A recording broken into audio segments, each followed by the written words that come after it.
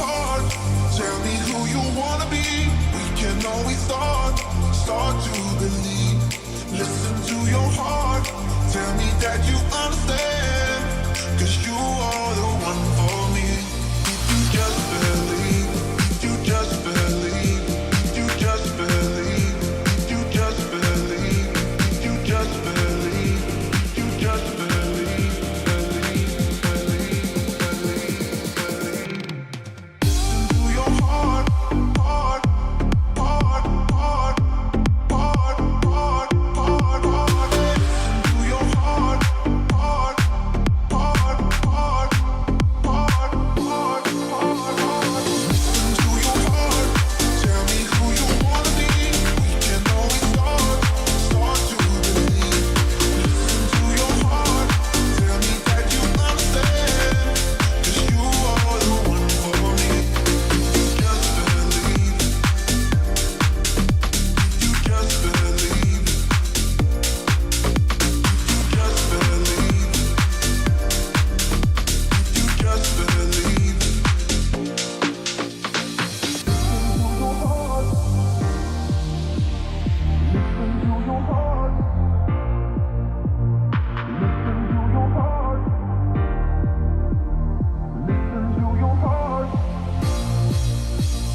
Listen to your heart. Tell me who you wanna be. We can always start to believe. Listen to your heart. Tell me that you understand. 'Cause you are the one for me. If you just believe. If you just believe. If you just believe. If you just believe. If you just believe. If you just believe. Listen to your heart, heart, heart, heart, heart, heart. Yes, people, welcome back to another stream. The Tuesday night late night chat is back.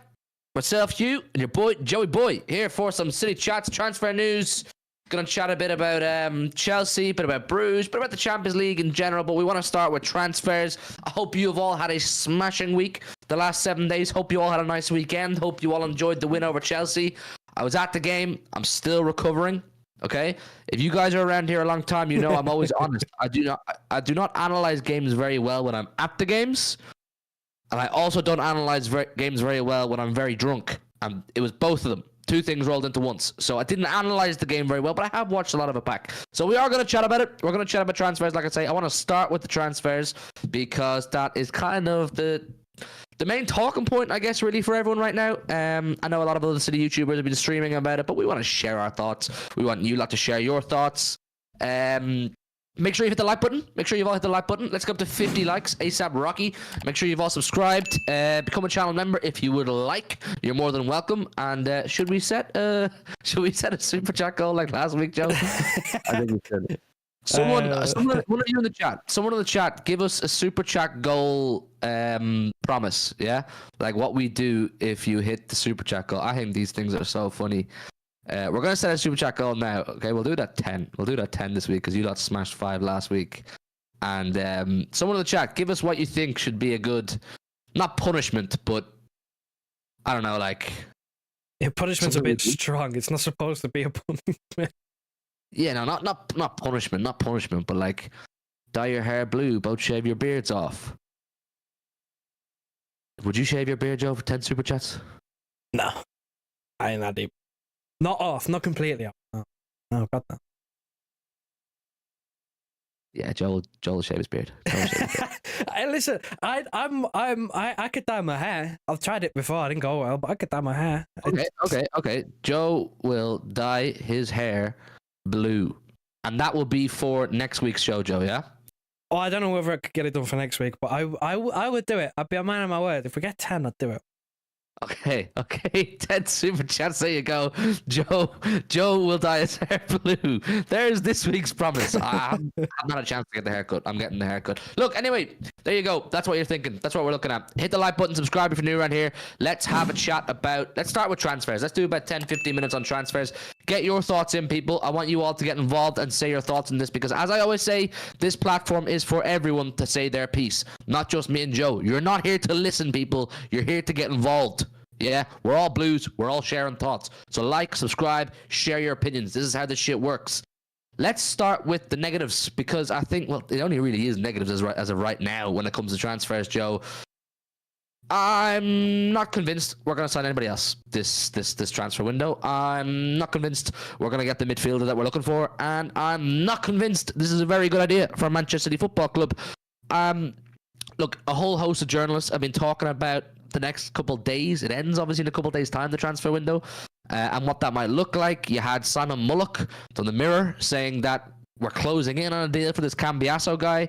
You had Jack Gaughan saying City are pessimistic about getting a deal done for Cambiaso. You had one of them saying something that Douglas Luiz is potentially on the cards. And then you had Sam Lee saying we're unlikely to go for a midfielder this January in the pursuit of a big dog midfielder this summer.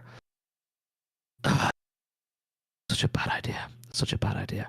Look, I ain't no expert. I ain't no football strategist. I ain't no analyst. I am just a fan. And I watch every game.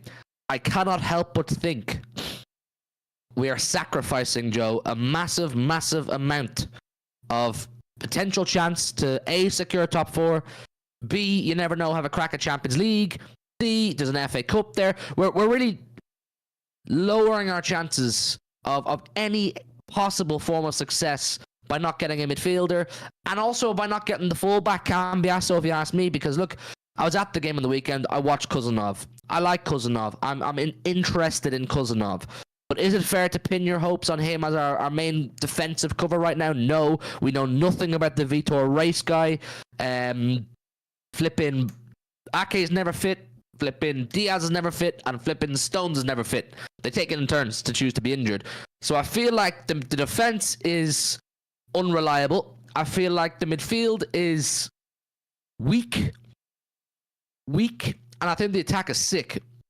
And for me, that is not enough. To just have a sick attack. I am not satisfied going into games saying, unless we score 3 or 4 goals here, we're not winning the game. I don't think that's the way we should be operating, and I think we could have gone a long way to prevent that scenario, Joe. It would be kind of disappointing for me. I don't know what you think. I think saying the midfield is weak is a compliment, to be quite honest with you. It's absolutely dreadful. It's full of pensioners. I mean, you said you're not an expert, you're not a scout, you're not an analyst. You don't need to be any of those things. You don't need to have any qualifications, any badges, any knowledge. All you need to do is have a basic understanding of football, and you will realise that we are the footballing equivalent of a donut. In the transition, there's nobody in the middle. There's nobody. FC fan.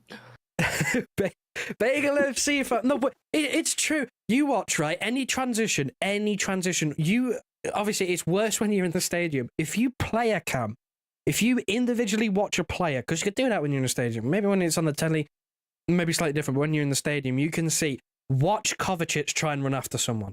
Watch a 34-year-old Ilkay Gundogan try and run after someone. I think I could run faster.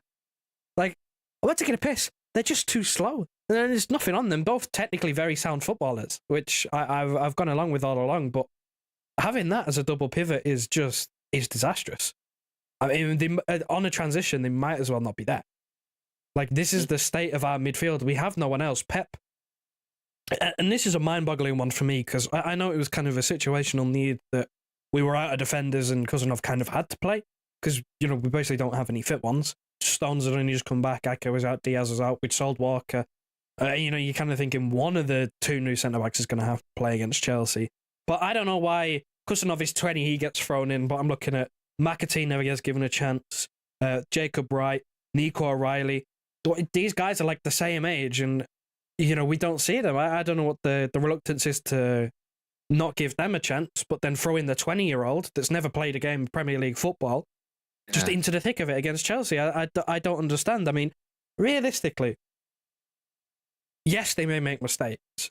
And yes, they may get things wrong in terms of decision making, positioning. It might take them a while to get used to, the speed of top level professional football. But realistically, can it be much worse at times than watching Kovacic do an hour and get taken off for Gundogan for 30 minutes and have that as your holding midfield rotation? I mean, realistically, like, what are we doing here? It's a recipe for disaster. And I'm not like totally convinced. I know very little on this Cambiaso guy. I'm going to be honest, but the fact that I'm happy with that transfer business that we've done, but I am like, well, here's a question for you: if you were to rate the transfer window, the January transfer window, on a scale of 1 to 10, what are you giving it so far? Five. I'm hovering the same 5, maybe 6 at a push. They're good signings. Chat, send in. Answer Joe's question, chat. If you're rating this window out of 10, what are you giving it? I think a 5 is fair. Hovering around anywhere between a 4 and a 6. Because I like the signings we have made. I like Marmoush. I thought he was excellent against Chelsea for what he did, what he showed us, even though he didn't get a goal. Kusanov, I thought he recovered well after the mistake and the yellow card. And Race, yeah, I mean, we'll see. We haven't seen him yet, so we'll see on that one. But I am satisfied with what we've done. We have a lack of bodies in defence, so we signed 2 defenders. We have a lack of goals up front, so we signed Marmoush. We've addressed a couple of problems, but we still don't have a midfielder. If we were to, by the end of the January transfer window, if we were to have signed a midfield player, that takes the window to like 8. Depending on who it is. It takes it to like an 8. Even without it being a big dog name, like a huge, defensive midfield, like City go and land Bruno G, or City go and land Zubamendi, or some, big fuck off shockwave signing where everyone goes, oh man, they've really gone out there. Like just a competent midfielder. That's all. Just someone who has legs. Like I had a bit of a debate with LB about this last night. He was like, I don't think he was saying he would take him, but he was kind of leaning into the Pogba talk. Yeah, this City could go and get Pogba, and I was like, if you had said to me 3-4 years ago, City are going to get Pogba, I'd say, I'm listening. My ears are open because he is actually a good footballer. He can move and he's playing football. He's not played football, in quite a while now. He's been banned, and that's not what we need. I'm talking about players who have played football for the last, 6 months at least. They've done a preseason, they've played up to this stage of the season, and can come into City immediately. I just feel like, look, I get the business we've done, and you're right. I get the business we've done. 2 of them are very much for the future. Granted, they're here now, and because they weren't loaned out straight away, there's a bit more expectation on them, naturally, a little bit more than, say, if they'd gone to Girona or somewhere else on loan. And then you have Marmoush, who is a right here, right now signing that I'm gassed about, of course.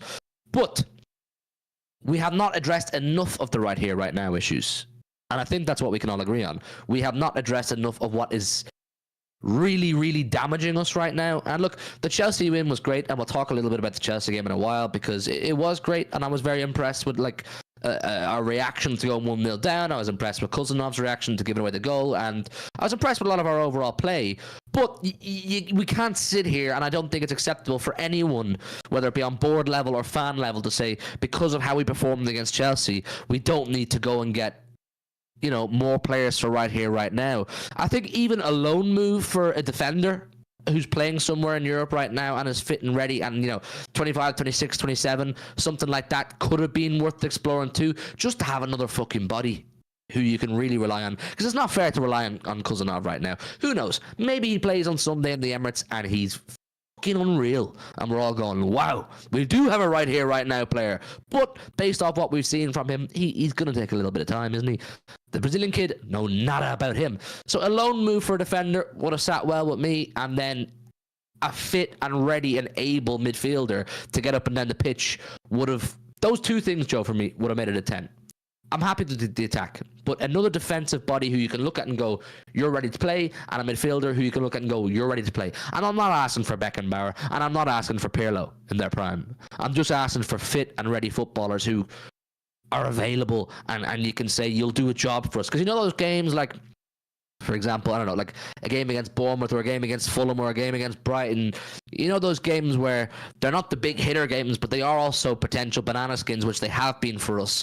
They're the kind of games where you could throw in someone and say, just do your job, do what you're good at, so you can give someone a rest for the big game the following week, and so on and so forth. We haven't had that luxury, and we don't have that luxury right now.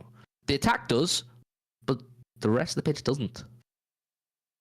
I mean, part of that is due to I mean, all of it is due to injury, but the defensive side of things is, Ake's rushed back to fitness. He gets injured again. Diaz comes back probably earlier than we wanted him to. He gets injured. Stones, we already know about. He cannot stay fit for more than 20 games. And then you have this situation of Rico Lewis, Vardiol, and Akanji. All three of them have basically, up until Christmas, played every single minute of every single game. They were all absolutely bollocksed by Christmas. And you could tell because their performances slowly started to dip and there was slowly more mistakes coming into that game, which is natural when you play every single time because you don't have any other option. We had Simpson Puzzi coming in and playing games, starting games, coming off the bench because of injuries.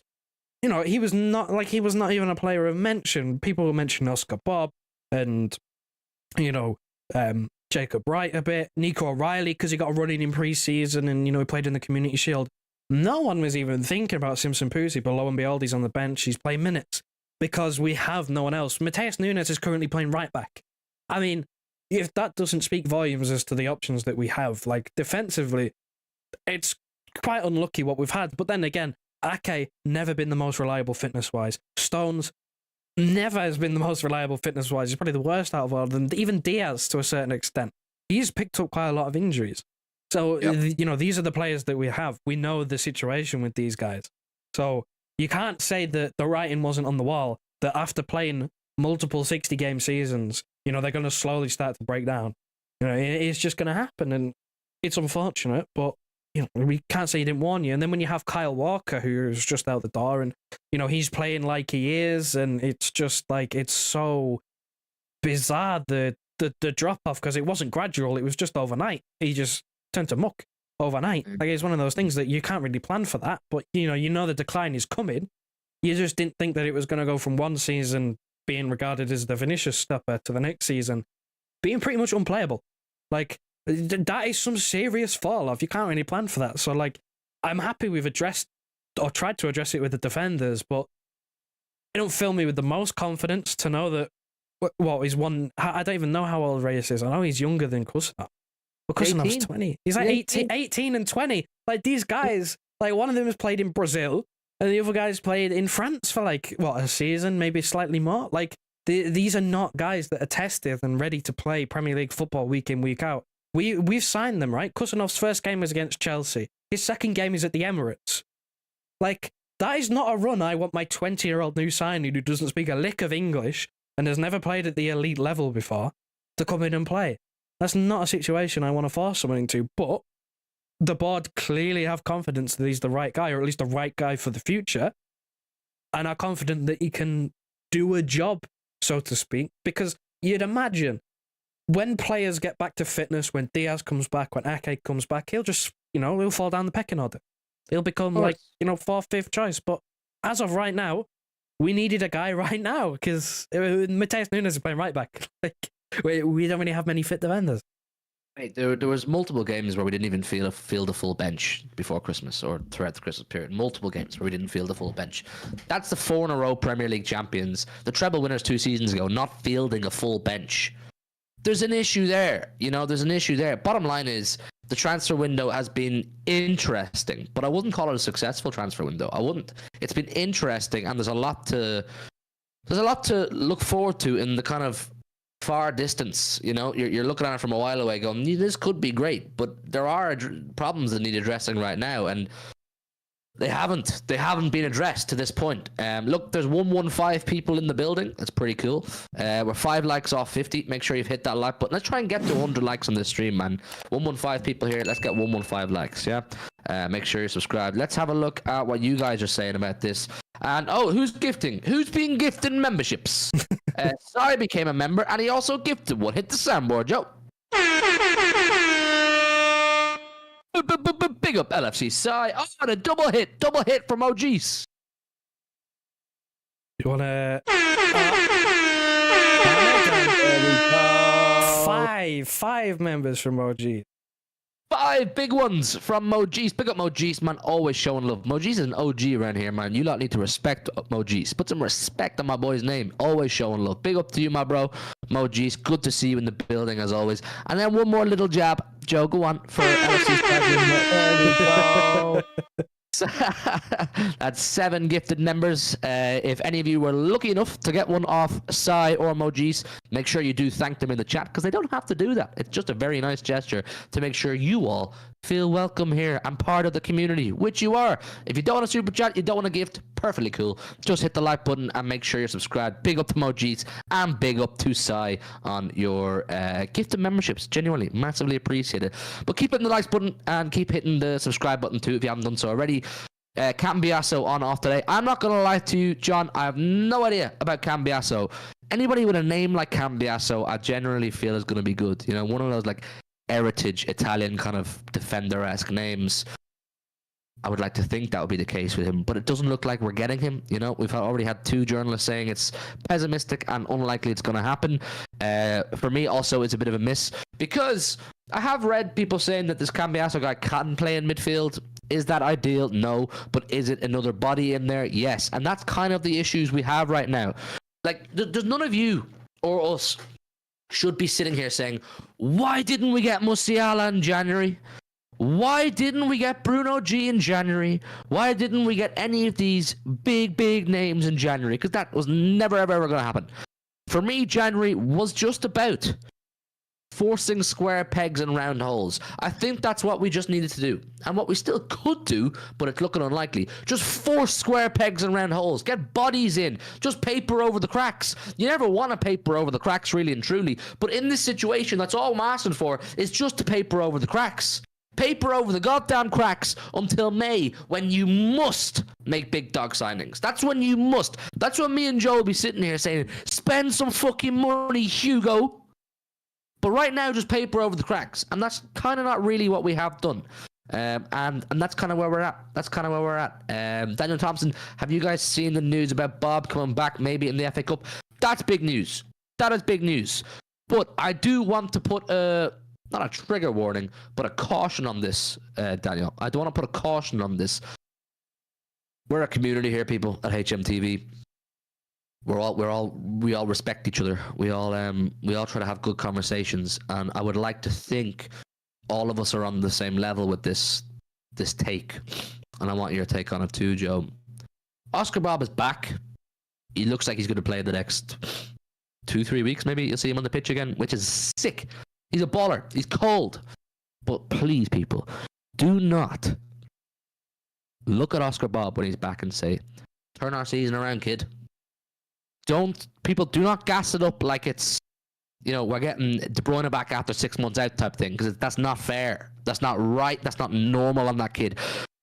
Something I really want to avoid as a fan base, and I preach this until my lungs don't let me anymore, is the idea, is the Man United philosophy, the Man United way. Yeah, you get a good, solid young player with a lot of ability behind him coming through your ranks, and you start telling the world how good he is. And you start telling the world he's much better than what he really is. That's not to say Oscar Bobb can't be and won't be world class. But what I'm saying is we need to take the foot off him and say, you're back from a long-term injury. You had a mega preseason, which has us all gassed up. You scored that goal against Newcastle last season, which has us all gassed up. But you're very, very much still cutting your teeth and very, very much still developing. And we want to allow you the freedom and space to do so. You know, we cannot be looking at Oscar Bobb over the next couple of months and saying, why is he not playing like Cole Palmer when Palmer moved to Chelsea? Why is he not playing like Phil Foden when Phil Foden broke into the team? Because that, for me, it doesn't sit with me. It doesn't sit with me. When Oscar Bobb is back, enjoy him and support him. But don't look at him and say, you need to go and get us back into a title race, son, or you need to go and win us a Champions League. The kid needs to be looked after. Same with Rico Lewis. Rico Lewis has taken a lot of stick in the last few months, Joe. And I suppose on a performance level, it's justified because he's not played particularly well. But fucking look at the bigger picture. He's still a kid on the grand scheme of things too. It's not right to look at him and say, why aren't you bossing midfields and tearing up defenses? These players, these young players who are selected to play for our first team from our academy need to be developed away from hyper-analyzation. And that's my big plead to our fan base when it comes to Oscar Bobb's return. I'm so excited for him, and I'm so excited for the next 5-10 years of Oscar Bobb. the next 6 months of Oscar Bobb is just about getting Oscar Bobb back to feeling good about himself, Joe. I mean, I was excited for the Oscar Bobb that we were going to get the start of the season. He was supposed to play first game of the league season at Stamford Bridge. He was supposed to play that. That was his spot. But, gosh, you know, freak of nature, he breaks his leg in training or fractures his leg in training. I mean, and he did it not even by being tackled or anything. It was his studs got stuck in the floor and he twisted. And that's freak of nature. But the reason why you need to be patient is, I think, if I remember rightly, Pep said he's in contention from now on. Like he's ready to make his first, you know, sub appearance. He won't start a game for some time yet. But he's not played the competitive game since what? United Community Shield? The last time he played? Like it's been 5 months. Almost 6 months. Something around that time, 5-6 months, since he's kicked a ball in a game setting. He's done training for a little bit, but in terms of a game setting and the pace of the game, he ain't played for 5 months, nearly 6 months. Like, you need to kind of just sort of temper expectations and kind of realize that not only is he a young player, you know, so there's obviously still development to go, and he still will make mistakes, and he still won't be consistent, that he's also just had the first long-term injury of his career. Like, he's missed half a season pretty much and will need time to adjust. Now, the one thing that he has going for him at the moment is probably the fact that we've had no consistency from anyone in the front line in terms of wing position. Savio's looked great at times. He got hooked at halftime against PSG. Doku in and out of the team because he's injured. Grealish in and out of the team because he's injured. Both of them offer completely different things. You don't know what you're going to get. Grealish has scored a couple recently, but before that he didn't score for a calendar year. Doku, you never know if he's going to beat the first man from across. Sometimes he will, sometimes he won't. We've had zero consistency from the wings. Marmoush started playing there. Foden's been out there. Bernardo's been out there. Marmoush looked bright. Foden's been inconsistent. Bernardo Silva, you don't know what Bernardo Silva you're going to get. I thought he was abysmal, one of the worst players on the pitch against Paris. I thought he was one of the best against Chelsea. I don't know how that works. So Oscar Bobb has got that one thing working for him where his position, no one, I can't really say with confidence that anyone who plays in that position has 100% nailed down that spot as theirs. I don't think I can name a player who I can go, he's going to have to take that spot off of him. I still think it's up in the air because Pep changes his wingers every week. He still doesn't know exactly what he's got to work with. He's still messing around. So he's got that working for him. But again, you kind of need to realise the context. And if you're expecting him to start against Arsenal and tear it up at the Emirates or come on for 30 minutes against Arsenal and score a winner, it's just unfair. Like, it's really, really unfair. I've watched United do this countless times where they throw in young players. They're doing it again now. Remember they threw in Mainu? They thought he was the second coming of fucking Casemiro, Rodri and Busquets and all these, man, and we're saying he's one of the best in his position. Look at him now, he can barely get a game. He's in and out of the team, off the bench. They don't quite know where his best position is. He's not at the best of times since last season.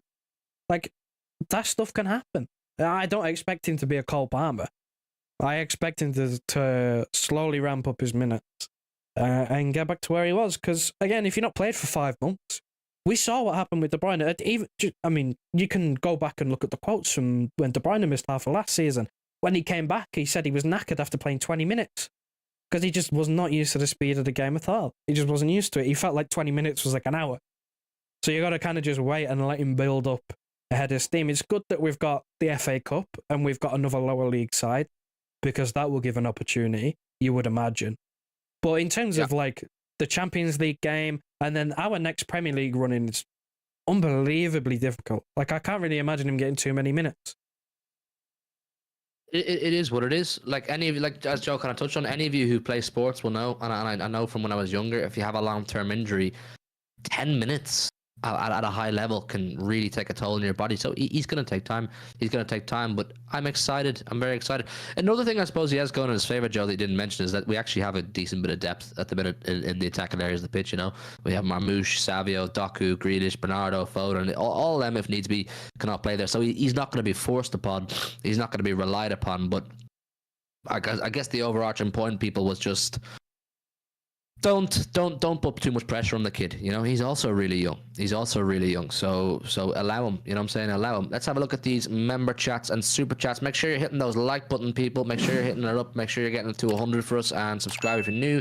Big up Briggsy, member for 11 months. Next one is the big year. Big up to you, Briggsy, man. Always been a loyal supporter of the channel. Absolute legend. Regular match day attender, home and away. One of the good guys, man. One of the good guys. Big up to you, Briggsy. Says the boys are back. HMTV Army, smash up those likes, man. Listen to the guy, people. Smash him up. Big up to you, Briggsy. Congrats on 11 months. I'm looking forward to seeing the 12 months, and I'm looking forward to seeing you hopefully at a game, and we'll have a pint. Big up to you, JTI. Member for 8 months. My bro, JTI. Smash the damn likes, people. Missed these two. Big up to you, JTI, man. It's always a good day when you're in the building.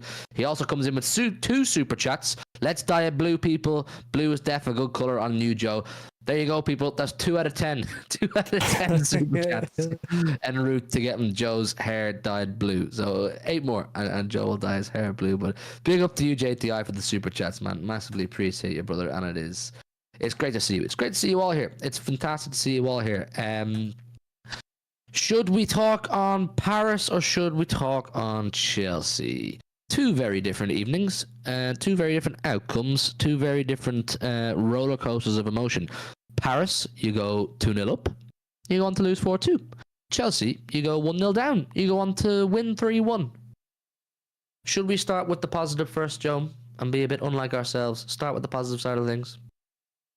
I mean, we could just completely forget about Paris. Just kind of move on. But yeah, I guess we'll start. We'll start with Chelsea because we're on a roll. We were so down, so like maybe not pessimistic, but maybe realistic is the word. We've basically said the transfer window wasn't actually as good as everyone thinks it is, and Bobb isn't going to tear it up straight away. I know he's back, but like let's get some positives. Where do I want to begin with Chelsea? I mean, should we just start with the negative? The one negative against Chelsea, the mistake, the mistake. The mistake in the yellow card, the first, 4 minutes from Kusanov, he looked so out of his depth in the first 5 minutes. He was all over the place. The header to Ederson was short. Chelsea score from it. But a minute later, he's going through Cole Palmer and getting booked. And he was walking a tightrope, essentially, because when you're booked 5 minutes in, you think minute 5 to minute 90. It's a long way to go. It's a long way to go without doing anything, because you could probably get away with 1, maybe 2, sort of softer one. But you also don't want to give the referee an opportunity to send you off, because I could go on about refs all day because Jesus fucking Christ, the state of some of the decisions I've seen. But we know from the years that we've been watching football in Europe and in the Premier League, referees are just so inconsistent. Sometimes they let a player get away with something that the next week they'll book him for. So he was walking a tightrope. He was on it. However, that is the only negative, because I thought for the rest of the first half and for the sort of, 10 minutes in the second half, I thought he actually recovered really well. I thought he recovered, and actually, it wasn't breathtaking or like amazing goal line clearances, but he did his job. He did his job. Chelsea had another chance. He was in the box, right place, right time to block it. He put Jackson on his arse at one point. He done his job. He defended okay. He passed the ball well. So I have to give him credit for that, because you're thinking a 20-year-old in a league that he's never played at the level of before, and in a country he doesn't even speak the language of, making his debut. Decent money paid for him. There's a lot of pressure on him, being thrown in after probably 2 training sessions at 20 years of age. He could have folded. He could have completely folded. His head could have completely gone. But I have to give it a little bit of credit, because I thought he recovered. And I think the reaction of the players around him, even though they can't communicate to him, the reaction of the players on the pitch, and the reaction of the players on the bench as well when he came off, it speaks volumes. They want this guy to do well. And I mean, I want him to do well, because we paid decent money for him, and we need a player in defence who actually wants to defend. I mean, look, it's a small sample size to work off, and LB touched on it last night when I was on his channel, that he was impressed with how Pep managed the situation. Didn't hook him off straight away or hook him off at half-time. He waited till around the 60th minute, and I said how I was impressed with how Eddie had, got behind the kid. But I mean, it is what it is. Like, those mistakes can happen. Those mistakes can happen when you're playing centre half. I did touch on last night how I was a bit unimpressed with Akanji, and I think he could have done a little bit more. But maybe I'm being hypercritical. Maybe I'm being hypercritical of the two of them. You know, even talking about it too much, because there was a massive deal made out of it when there was no need to. You know, people are making a big song and dance about the signings City have made this summer or this January. You know, Marmoush, Cousinov, and the Brazilian kid, and people are saying, City are buying their way out of trouble, City are buying their way out of trouble, yada, yada, yada. Okay, whatever, shut up. But the fact of the matter is, two of them are very unproven, and I found it very distasteful of rival fans and distasteful and unclassy of media and rival fans to hop on this kid like it was, you know, fucking Van Dijk had just gifted Man United a Champions League with a last-minute mistake, you know, where it would warrant quite a lot of media attention if Van Dijk did that. But this is a 20-year-old, as Joe said. It doesn't speak the language. He's brand new. He played 20 games of football for Lens. That's it. That's his senior football experience. French League for Lens, 20 games.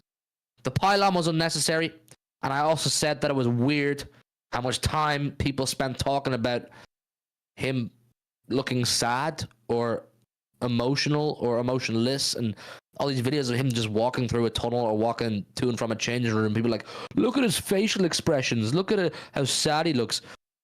You have too much time in your hands if you're really looking at these things in depth.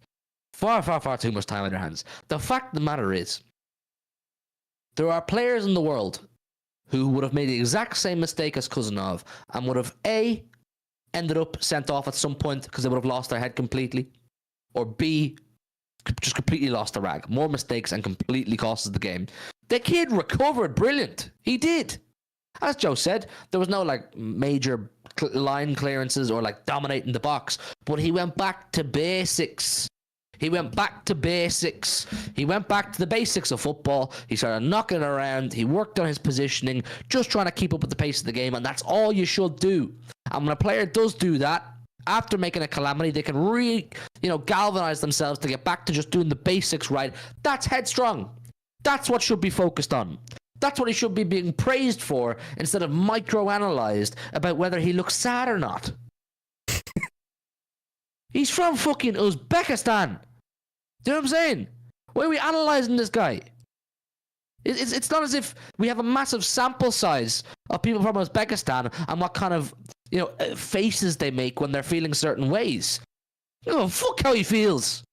Once he's playing good football, and he did play good football, I do hope he's fine, and I'm sure he is. The players all supported him. Nicholas Jackson supported him. Once he's happy enough and he's shown decent character, I'm happy enough. I don't want to see that shit on my timeline. Look at his face. Is he crying? You weirdo. You fucking weirdo. Do you know what I mean? It's weird. It's weird. Look, I don't know about you, Joe. I don't think it's a good idea to play him at the Emirates on Sunday. I don't. I think the smart thing to do is pull him out of the firing line, because he's had, you would have thought the majority of the attention post-game, Joe, would have been on Marmoush, because he's the 80 million euro man or whatever it was. He's the guy with the big pedigree from Frankfurt. He's a big name, it's quite a big signing, and he nearly got that goal ruled out offside. You would have thought the focus would have been on Marmoush. And what has Marmoush added to Man City? That would have been a good talking point. Instead it was, is Cousinov sad? Honestly, this Cousinov sad thing, just to touch me, it fucking bothers. It doesn't bother me, but it baffles me. That's the word I was looking for. Baffles me. Because if there was any high-profile footballer who was walking around stone cold, no expression, what are them kids saying out there? Oh, look at his aura. His aura. Like, get out of here, man. Just because his name's Cousinov and he's from Uzbekistan. Oh, no expression. Oh, he's sad. Oh, get out of here, man. Too much of a deal was made about it. I think Gary Neville, when he was speaking post-match, I saw some Gary Neville quotes where he was talking a lot about Marmoush and what he added. It might have been on his podcast, though, or whatever it was. But he was focusing on Marmoush, but the entire Sky media team were just focusing on Cousinov. And it's like, mate, just give it a rest. We won 3-1 and you're focusing on something that happened 5 minutes in. Come on, let's talk about something else. Let's talk about Marmoush. Let's talk about, there's so many other things. Let's start with Marmoush. Let's continue with it. I mean, Gary Neville said it. His movement off the ball is something that, apart from Haaland, we don't have. We don't have anyone who wants the ball in over the top and in behind. We don't have anyone who's going to run after players, chase them down. Or we don't have many players who are going to do what he does and just run. Basically, when he's on the pitch, he's going to run. Whether it's in behind, whether it's out wide, whether it's central. Pep kind of played him in this weird sort of... I mean, the best way I'd describe it is like Phil Foden's role towards the last 3 months of last season, where, he was on the wing, but he was very much inside. And you had Vardy bombing on down the wing. That was sort of the role that you had Marmoush playing, where he was, not last line. He wasn't Haaland, where he was constantly on the last line of defence, but he wasn't far off. And on paper, he's on the wing, but in reality, he's closer to the box. And that's kind of the role that I think if he's ever going to play with Haaland, that's where you're more than likely going to see him. Start wide, come central, going to have a fullback going on the outside on an overlap. That's kind of going to be the thing that you expect to see. But it's something that I wish we had more of, because, again, when you look at our wingers, Bernardo Silva playing out on the wing, he wants the ball to feet. Phil Foden playing on the wing, he wants the ball to feet. Grealish playing on the wing, he wants the ball to feet. Doku on the wing wants the ball to feet. I wish, because of the pure pace of that fella, that Doku would actually run in behind more than he does, and that we try and find him that way. Because that would be an avenue, because he loves to do them sort of low crosses across the 6-yard box, but because he wants the ball to feet and to take a few men on, a lot of the time he puts it across the 6-yard box, it just comes off a defender's legs and we get a corner from it. He runs in behind, and Haaland runs in behind at the same time. We've got both of them. That could be a link-up that we could see. Doku's too concentrated on, and he's good at it as well. He can do it. He quite often gets the ball to feet and, beats a couple of players and, passes it off to someone else or wins a corner. But I wish he'd go and do what Marmoush did and run. Just run. Use your pace. Run in behind the defence. Try and make something happen. I don't know whether I mentioned Savio. He's another one where it's like he always wants the ball to feet. Typical Brazilian. He wants to get the ball and run past about 3 players before he does something with it. So, it's something that we've not really seen because of the profile of winger that we have, or the profile of players that we have playing out wide. And the fact that we don't really have attacking fullbacks. We don't have anyone who's been running in behind. And I mean, our goals, apart from, the second two, actually, the second and the third, they didn't come in from runs in behind. But the first one came in from Mateus Nunes and Vardy making runs in behind from fullback. That's how we scored our first, is a run in behind. And apart from Haaland, we've had no one else doing that for basically the entire season. Well, I think Marmoush is the, and this doesn't come as a diss, people, or a stray at the others, but I think Marmoush is the most rounded and intelligent footballer of all our wingers in that category. Doku, Savio, Grealish, and Marmoush. Those 4. I think he's the most intelligent. He has the most pedigree. He's the most experienced. I mean, other than Jack Grealish, obviously, but he's the most experienced of Doku, Savio, and Marmoush. So he should be the most intelligent, and you can see that by his movement. Savio is a bit restricted in his ways, but he's young. He's 20. Doku's a bit restricted in other ways. He's young. He's got things to work on, of course, to do. But Marmoush, as we keep saying, he's arrived for the here and now, and he looks the most rounded. And I'm very excited about him. I watched him up close. I was at the game, obviously, on Saturday. I sit in the East stand, so he was on the left wing, right in front of me, for the first half. And I was watching his movement. I don't want to jump the gun, people, but I think if this goes to plan and my gut feeling about him proves to be accurate, I think he'll be an upgrade on Julian Alvarez. I think he'll fill the role that Alvarez couldn't. And I don't mean that in terms of goals and assists, because goals and assists for Alvarez was no problem. I just mean Marmoush has more in his locker as a footballer, a rounded footballer, to maybe play in midfield, obviously play on the wing, play as a support striker, play as a striker. All these things that Alvarez just couldn't do. Alvarez was an out-and-out finisher, and he was damn fucking good at it. But Marmoush can finish too, and Marmoush has the technical ability and understanding of the game to move around more and just lend his assets to different areas of the pitch, which is very fucking exciting. I think it's very, very exciting. People, please do not take me up as, don't take that up as black and white. I'm saying Alvarez is rubbish or was rubbish. I liked Alvarez. I thought his output was exceptional for what he was being asked to do. I did. But you only had to watch him in midfield to know he hated it. He hated it. He did not want to be a controller. He wanted to be a finisher. He wanted to be on the receiving end of what he was actually ultimately, he was being told to give, which was just passes and layoffs and create. He wanted to be the man in the middle. There's no Alvarez hate here. Total and utter respect for the guy. Like the numbers he put up in the season where he had to play midfield for most of it are ridiculous for a player being told to play at a position. My overarching point is that I think Marmoush has the ability to do what Alvarez couldn't do or didn't want to do, didn't like to do, which is maybe play in midfield, which we could see. I wouldn't be surprised to see it. I really wouldn't, Joe. I would not be surprised to see a front three of, I don't know, any of them. Doku, Haaland, Savio, Haaland, Bobb, any of those three, and Marmoush behind. I could, because we are lacking in terms of depth of creative midfielders. You have De Bruyne there. You can't rely on him for 90 minutes 2-3 times a week. You have Foden there. We're going to talk about Foden playing very well. And then you have McAtee, who you don't really know if he's coming or going. Whereas Marmoush is here. And I think that's something we could see from him. And I think you've touched on another one there, which is the link up between Haaland and Marmoush. I think Haaland enjoyed playing with Marmoush. I think I spoke on this last night quite a bit with LB. I think Vardiol really enjoyed playing with Marmoush, Joe. I don't know if you notice it, Joe, but Marmoush moves infield a lot. He goes looking for the ball infield. Whether this is by design to look for the ball or by design to do what I'm about to say, which is make space for Vardiol behind them. Like it left a massive pocket for Vardiol to move into. Now, Vardiol is also a very dangerous player who defenders don't want to leave on his own. So defenders are caught between 6s and 7s. Do you go with Marmoush? Do you go with Vardiol? Do you try and take both? But then you're maybe leaving more space for Haaland. It creates a really, really nice attacking dynamic if you're a Manchester City fan or player or anything involved in City, and it also makes a lot of problems for the opposition, because you're ultimately now going to be forced to give space or more space to players you don't want to. Whereas beforehand we were quite limited, weren't we? It was a case of if you can mark Haaland, unless Vardiol scores a screamer, we're not scoring.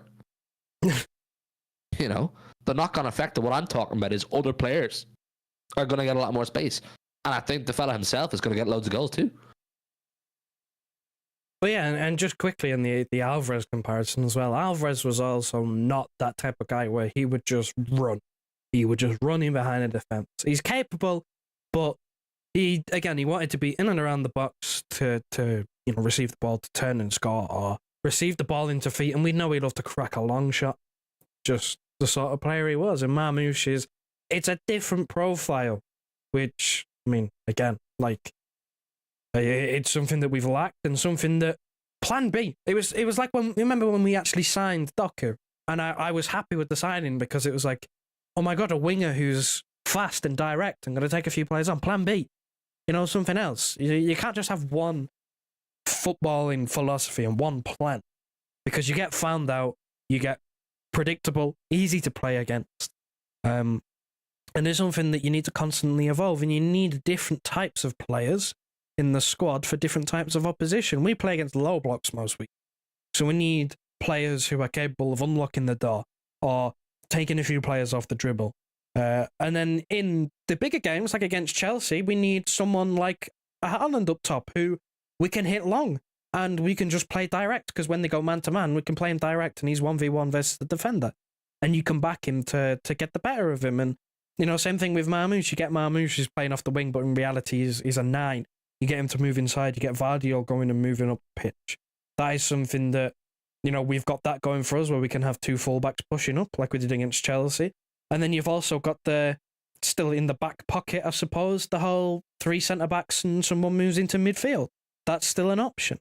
So, having multiple plans and multiple ways of playing, having someone like Marmoush who, the first thing that I think we both kind of came to the conclusion of with Marmoush when we were signing him is, his versatility, his ability to be able to play in a combination with Haaland, without Haaland, with multiple other players, and basically be able to, pick him out and put him in most attacking positions and still be effective. I think you are completely right when you say he's a more well-rounded Alvarez in terms of his technical ability, passing, dribbling.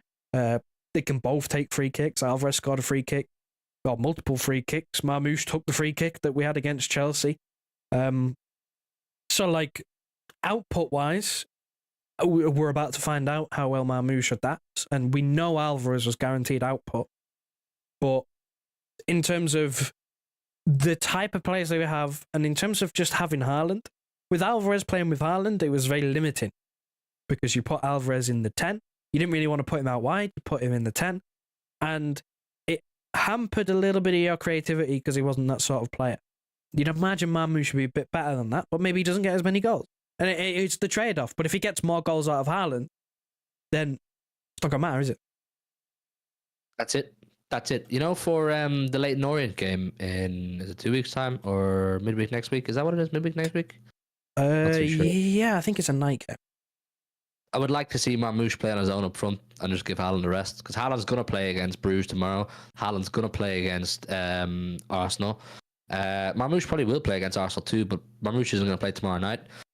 So I would like to see Marmoush try and test it on his own up front as the number 9. That's something I would, and I think it's a good opportunity to do so. You know, playing with a few of the other players and rest a few of the other players and so on and so forth.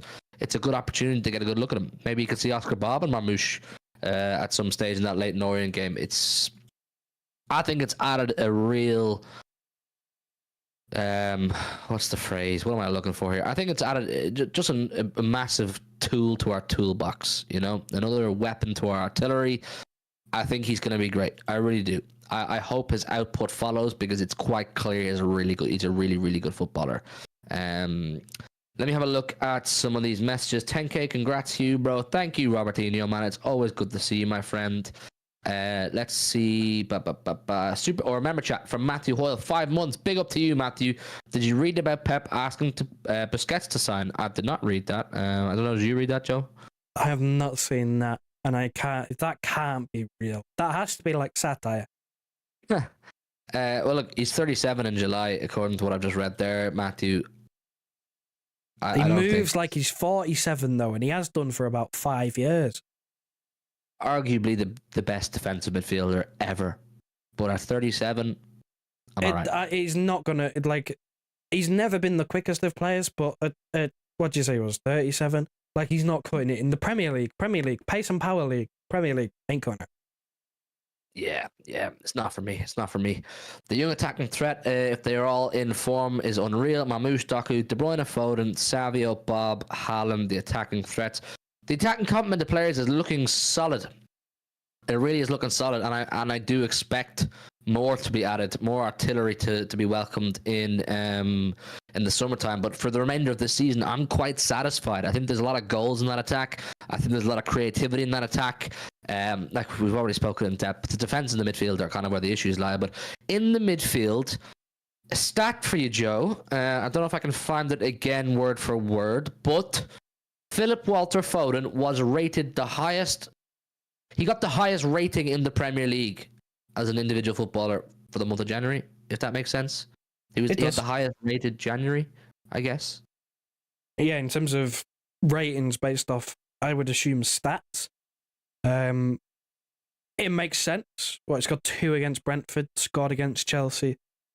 I mean, it makes sense. He's come back into form. He had some quotes of his own drop today. He's kind of... he went back to the age-old question of what is his best position again this season, because he kind of missed the first few games. Then he was on the right, he's been on the left, he's been in the middle, he's played deeper. He's played all over the gap, which, again, compliment to him. That's a good thing as a footballer, to be versatile and be able to play multiple positions, but it adds to the whole inconsistency of every season he seems to have a new position. He's not... he doesn't have a set position. He never has really had a set position for a long period of time. And his game changed. I don't know whether you noticed it. For the first few months that he was playing and he wasn't really playing well, he wasn't scoring. His game changed slightly. He seemed almost to forget the goals and try and be more creative. It's almost like he was trying too hard to be the assist guy, to be the guy that unlocked the door. He was crossing the ball a lot more than he was. I mean, he's never been a high volume crosser, but he was crossing the ball a lot more from open play. He was taking the corners. His corner delivery actually improved, or at least I thought it improved for a time there. And then De Bruyne comes back into the team, basically says, hold on a minute, this is how you do it. And Foden's gone, right, I'll score again. And that's kind of been the whole... He's focused on scoring goals. He hit the post against Chelsea and he scored against Chelsea, 2 against Brentford. Like, it's almost like he's reverted back to default settings of where he's kind of just gone back to what worked last season. Because, again, what worked last season is he basically just played off Haaland for, like, 9 months. Like, he basically played just slightly off him. When Haaland would be marked up by 3 players, Foden was there in the space, and that's why he scored so many goals. Because there was so much space. Obviously, someone else had to do it because Haaland had a little bit of a shocker last season. He still scored like 30 goals, but I mean, let's be honest, he still missed some sitters. So, like, it worked. We got someone else to score the goals, but again, that further highlights the whole, really, doesn't it? That, you know, a few months of bad form from Phil Foden, and we forget how to score outside of Haaland. Like, that's very worrying. And all of a sudden, he started scoring again, and it's like, oh, the world's fine. Everything's fine. Nature's healing. We're back to normal. City are back. All of this other stuff. And it's like, you ain't fooling me. Like, and the signing of Marmoush was key in that, because then you had someone else who his number output in the Bundesliga was ridiculous in terms of goals and assists. And it's something that I think Foden has to get a little bit used to, is the fact that I feel like scoring goals in this team, with the amount of, you know, players that we have that can create, scoring goals is just going to be naturally easier than being the main guy to create them. I just have that feeling that in this team it's easier to be on the end of something than to start it. And that's something that he may learn how to do when he moves further on, and whenever De Bruyne leaves, that's going to be something that he will probably have to do, that, because we're going to have to get someone, if we're being real, whether that's a new signing. I mean, you talked briefly about Musiala and Wirtz and whoever. If we're going to sign someone to replace De Bruyne, they're going to have to carry that load. But Foden is going to also have to step up that part of his game. I have no problem with his goal output. His goal output is absolutely phenomenal for the most part. Like, it was unreal last season. But you'd imagine whenever he takes that mantle from Kevin De Bruyne, which will be sooner rather than later, he's going to have to step that part up of his game. And I think he tried it when De Bruyne, because De Bruyne was out for 2 months, and so, you know, someone had to fit into that role. Like, so he tried it. It just didn't really come off. And I ain't saying he can't do it, because I think that's disingenuous. But it's something that now that there's not as much pressure on him to do it, because he's got De Bruyne next to him and Marmoush has come in, and you know, he's kind of got that confidence back slowly, because he scored a few, and I imagine the performances will keep going. He won't score every game. He's not going to match the output he did last season, but like, there's less pressure on him to be the main guy, so he can kind of just, you know, vibe out and just get on the end of things again, and you know, do what he was good at last season, which was finishing things off.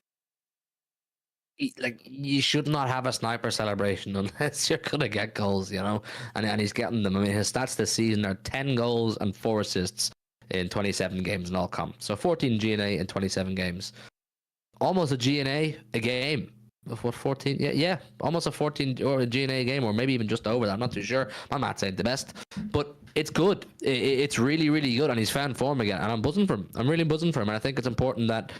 I think, you know, kind of what I'm gathering from you is, and I think I agree with it, is that when you have a relaxed Phil Foden who's not feeling overwhelmed with responsibility, you probably get a lot better out of Phil Foden. Now, is that a good trait? I don't know, but it is something he can work on, and it's something that he's going to have to work on, because as this transition happens and unfolds, you know, and big players start to leave, and we bring in new players who need to be, you know, bettered in, and etc.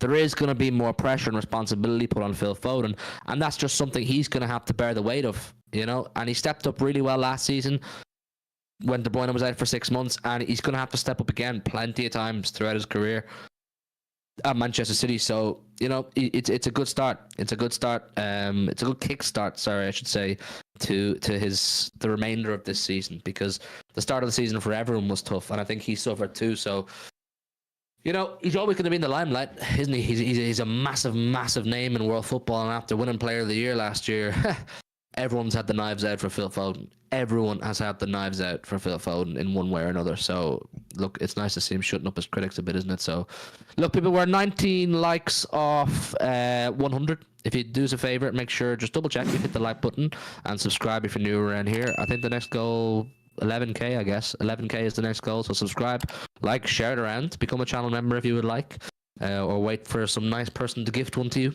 It's totally up to you. Right, I do want to move it on to... I don't actually want to talk too much about Bruges. I don't have too much to say about Bruges. I mean, just win, innit? Just win.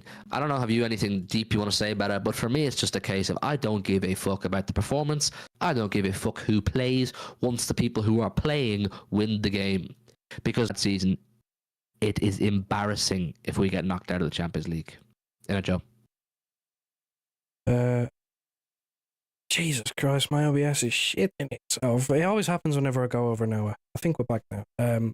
But I mean, I have nothing else to add, really, to Bruges. I have nothing else to add. Win the game. That is your one and only priority, not score 5 goals or keep a clean sheet or do this, do that. No. Win.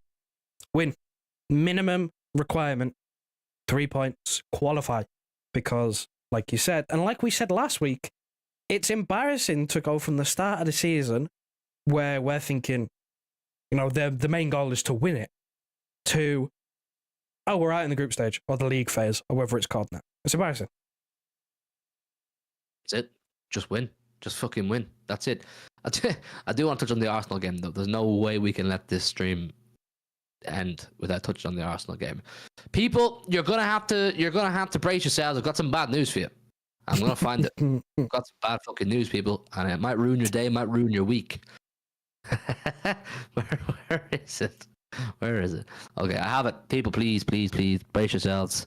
Trigger warning. This is scary news. You know, if the kids are listening, please, kids, close your ears. I don't want anyone frightened about this trip to the Emirates because it's quite a scary prospect. Miles Lewis-Skelly will be available for Arsenal against Man City on Sunday afternoon after the FA removed his 3-match suspension following a red card last weekend. Game's over. No! Lewis-Skelly's fit. No! Not Lewis-Skelly! We're finished. We're finished. It's over. We've lost before it's even started. Miles Lewis-Skelly can play for Arsenal. No! Oh, no! I mean... Fucking Lewis-Skelly, man. Jesus Christ. He's a good little player, but it's not the difference between Arsenal winning the game. I mean, let's be honest, we're shit anyway. Like, it just like the difference between Arsenal winning and Arsenal not winning is which city turns up. Is it the city you got in Paris, or is it the city you got like Ipswich and against Chelsea? It's about as simple as it gets. I don't give a fuck about winning the league anymore. Yeah, it's done. It's done. It's been done. Oh, end their title race though, please. Oh my God, could you fucking imagine? Could you imagine the headlocks? If after how shit we've been this season, how good we've been, and they've been like, if it was anyone else other than City, we'd win the league. We go shit, and they don't win it, and we end it. Imagine that. We end it for how shit we've been. We're the ones to end it. Like, honestly, I kind of wait. I kind of wish for nothing more out of this season. I'm hopeful of maybe going on a cup run and winning a cup and getting something out of the season at the end. But it'd be kind of nice to after how bad the season has been, to directly affect the title race in some way still. Yeah, mate. I'm looking at the league table here. Arsenal are currently 6 points behind, or 48, 49, 50, 51, 52, 53. Yeah, 6 points behind, and they're a game behind Liverpool. We could make them 9 points behind, and Liverpool have a game at hand. It ends the title race for me. For me, if we beat Arsenal on Sunday, it's done. It's done. And you people have no idea. Yeah? As a City fan, I should mostly hate and dislike Man United. Or maybe even Liverpool, because we've been in so many races with them. You do not understand how much DMs, abuse, tweets sent to me, everything from Arsenal fans I get. From why? I don't know. Telling me how they're going to overtake us, and once we drop off, they're going to go and take the crown. Okay, take the crown.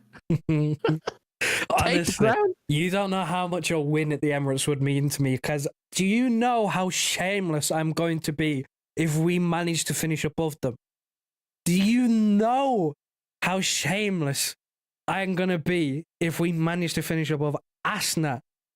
I don't care about finishing above them. I don't care about finishing above them. I don't care either. I really do not care. If we're not winning the league, just get me top 4, move on. But And end their race. End their race. Because look, if we finish above them, 6 points is difference. We beat them 3 points. Could you imagine if how shit we are? We finish above them. oh shit, yeah.